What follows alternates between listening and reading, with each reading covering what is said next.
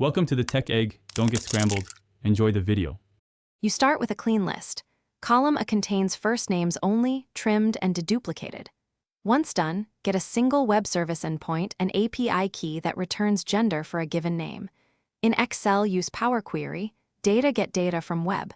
Make sure to select the option to pass the name as a query parameter. This initiates the call per row. Do not import the whole CSV. You are now ready to map names to the web service.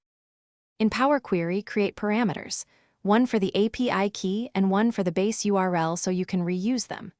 Next, add a custom column that concatenates the base URL, the name field, and the API key into a request URL for that row. Then use web contents inside a function and wrap it with JSON. Document to parse the response. Extract the gender property into a new column. Make sure query folding is disabled for the row-by-row web calls. Once the gender column appears in Power Query, close and load to push the table back into Excel. Refresh runs the web requests and fills genders. If the API rate limits you, add a small delay or batching step, or cache results locally to avoid repeated calls. If some rows return null or unexpected values, validate the input names, trim non-alphabetic characters, and provide a fallback like unknown. This single Power